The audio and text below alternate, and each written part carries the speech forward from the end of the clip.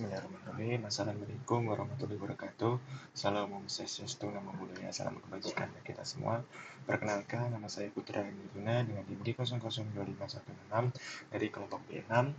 Baiklah, izinkan pada kesempatan kali ini saya akan membuat laporan mengenai anatomi di blok 1 dan 2, sistem integumen dan juga muskuloskeletal. Di sini akan ada beberapa topik. Sebentar. Baik, untuk topik pertama sendiri adalah vertebrae, yang kedua adalah plexus branchialis, dan yang ketiga adalah radiofemoralis. Dimulai dari vertebrae terlebih dahulu. Kolumna vertebralis seperti namanya tersusun atas 33 vertebrae, yaitu terdiri dari 7 vertebrae cervical, 12 vertebrae thorax, 5 vertebrae lumbar, dan juga ada 5 vertebrae sacrales yang dilebur menjadi satu dengan nama ossacrum, serta ada 4 vertebrae coccygeus yang biasa dinamakan dengan coccygeus. Bisa dilihat di gambar, di sini ada cervical vertebrae yang berwarna hijau, kemudian ada thorax vertebrae yang berwarna orange, kemudian juga ada lumbar vertebrae yang berwarna ungu, dan di bawah ini ada ossacrum atau vertebrae sacrales. Kemudian di sini juga ada vertebrae coccygeus atau biasa dengan os coccygeus. Nah, di sini ada beberapa tampak ya. Di sini ada tampak belakang atau posterior. Di sini ada tampak depan, anterior, tampak samping dari bagian lateral. Oke, os vertebrae ini juga termasuk dalam os irregular. Struktur kolumna vertebralisnya fleksibel karena kolumna vertebralis bersemek-semen dan tersusun dari vertebrae, sendi-sendi, dan bantalan fibra cartilaginosa yang disebut juga discus intervertebralis. Untuk penamaannya sendiri, di sini bisa dilihat seharusnya itu menggunakan angka Romawi seperti bagian-bagian gusti. Baiklah, kita next. Di sini ada ciri umum vertebrae. Secara umum, struktur vertebrae adalah korpus vertebrae di bagian anterior dan arcus vertebrae di bagian posterior.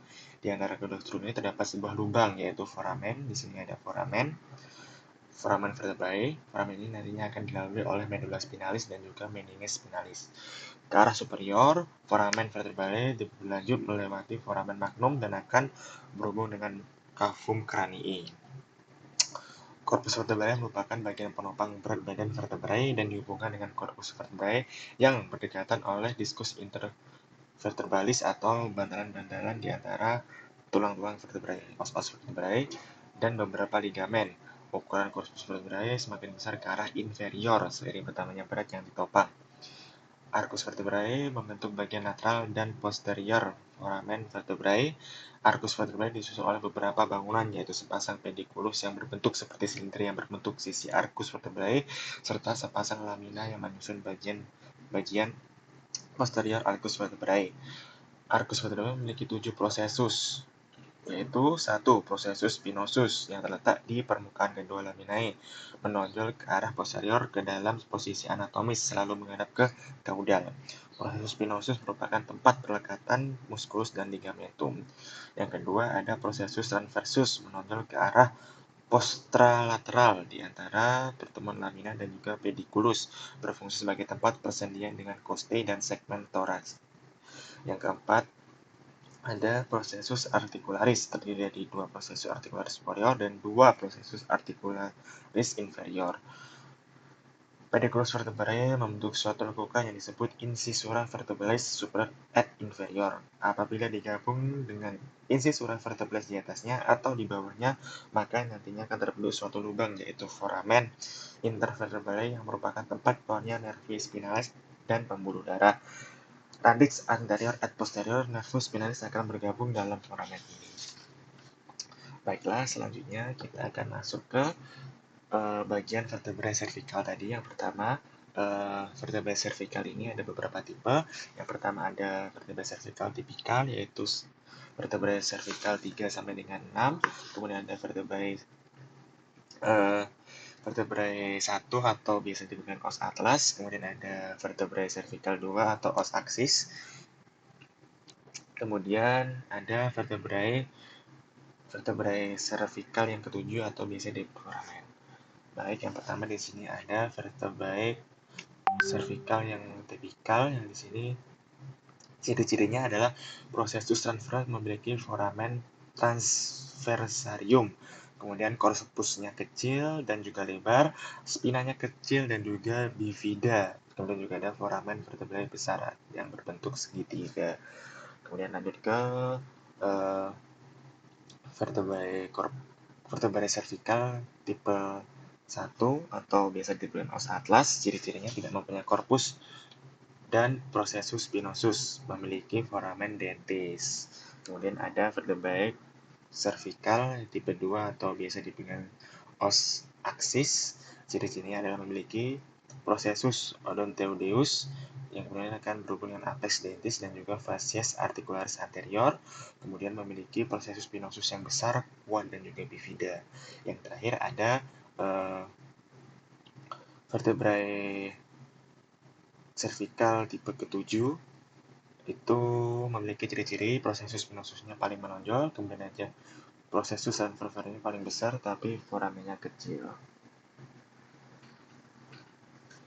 Ini saya sambil ngecas.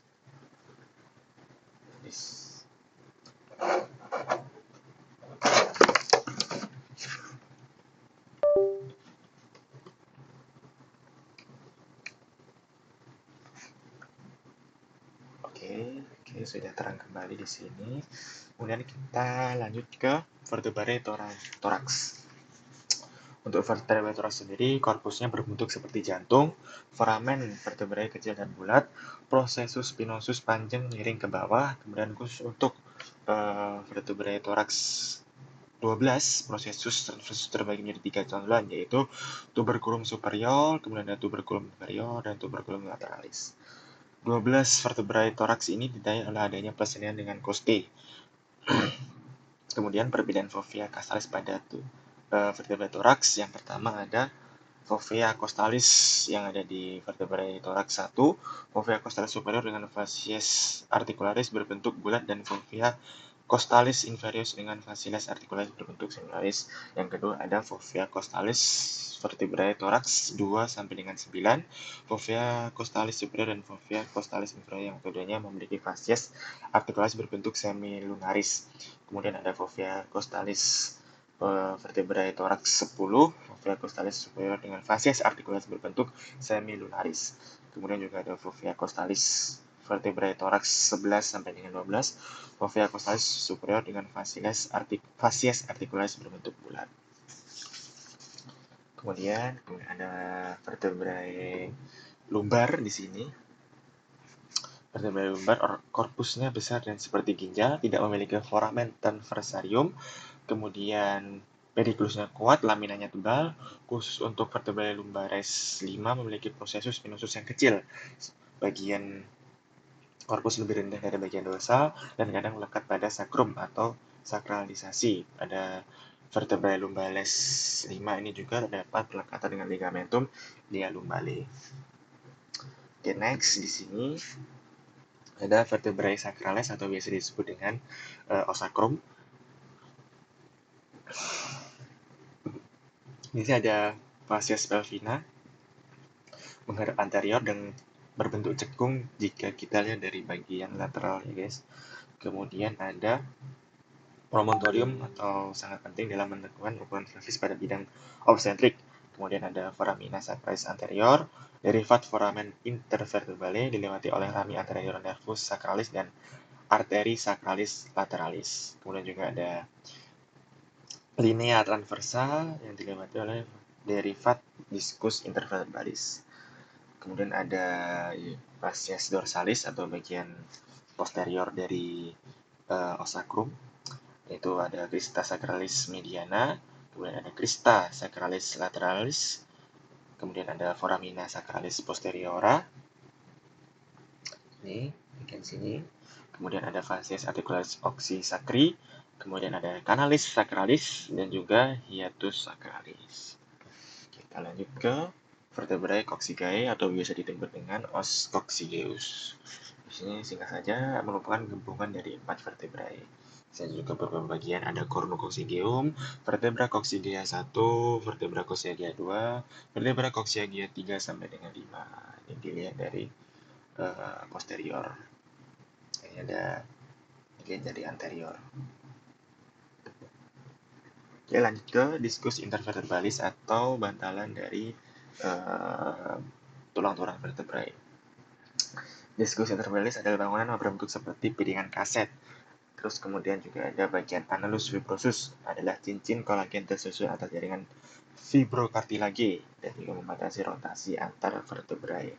Nucleus pulposus ya, berbentuk setengah cairan dan juga mempermudah pergerakan kolumna vertebralis. Lesi pada bagian ini sering menyebabkan keadaan berupa hernia diskus intervertebralis di mana menyebabkan terjepitnya saraf dan menyebabkan kelumpuhan. Baiklah, kita lanjut di bagian artikulasio. Baik, di sini ada beberapa artikulasio yang ada pada vertebra. Yang pertama ada artikulasio incovertebralis atau LUSCA, kemudian juga ada artikulasio zygaposialis, kemudian ada artikulasio atlanto-occipitalis, dan yang terakhir ada artikulasio atlanto-axiale. Ini ada contoh dari artikulasio. Kemudian kita masuk ke ligamen atau ligamentum atau ligamento. Di sini juga ada beberapa ligamentum, yaitu ligamentum longitudinal anterius, kemudian ada ligamentum longitudinal posterius, ada ligamentum supraspinale, kemudian ada ligamentum interspinosum, ada ligamentum intertransversalia, ada ligamentum flavum, dan terakhir ada ligamentum nuchae.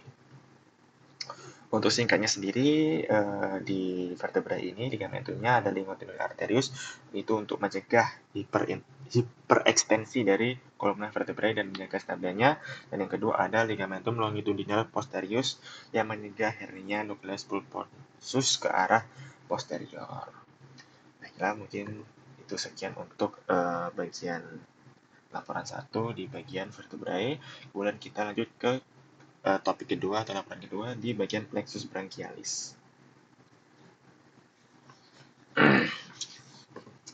Baiklah, untuk plexus brachialis ini sendiri dibagi menjadi 3, yaitu fasciculus lateralis, ada fasciculus medialis, dan juga fasciculus posterior. Fasciculus lateralis sendiri terdiri dari nervus thoracalis lateralis, kemudian ada nervus musculocutaneus, dan yang terakhir ada nervus medianus atau biasa disebut dengan radix lateral. Untuk bagian fasciculus medialis sendiri terdiri dari nervus thoracalis medialis, ada nervus cutaneus branchii medialis, ada nervus cutaneo antebrachii medialis, dan nervus ulnaris, dan yang terakhir ada nervus medianus atau biasa disebut dengan radix medial. Kemudian yang ketiga ada fasciculus posterior yang terdiri dari nervus subscapularis superior, nervus subscapularis inferior, kemudian ada nervus radialis, ada nervus axillaris, dan yang terakhir ada nervus thoracodorsales.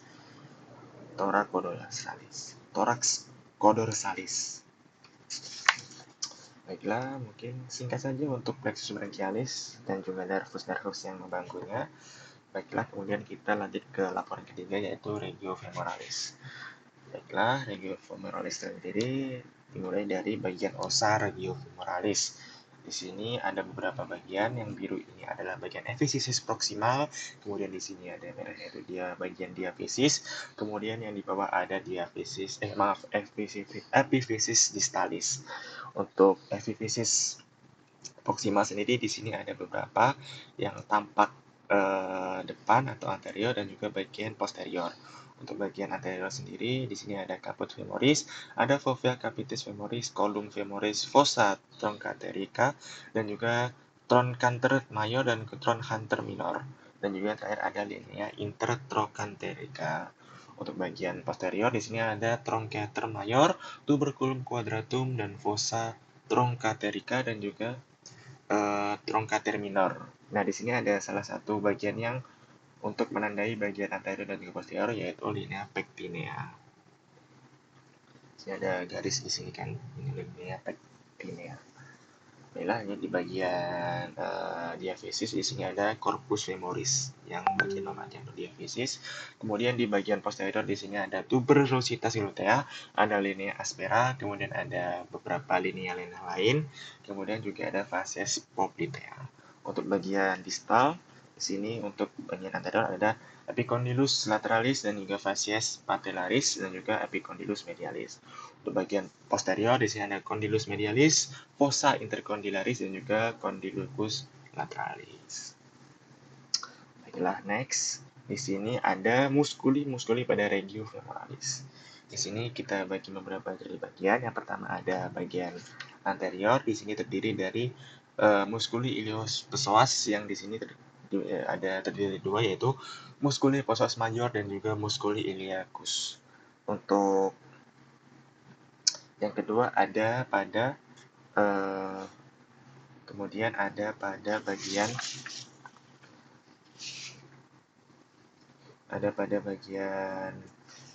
anterior juga. Di sini masih anterior. Di situ ada vastus lateralis, ada rectus femoralis dan juga musculi vastus medialis. Kemudian di sini juga masih anterior. Di sini ada musculi sartorius. Sartorius ini adalah otot terpanjang yang ada di bagian tubuh manusia.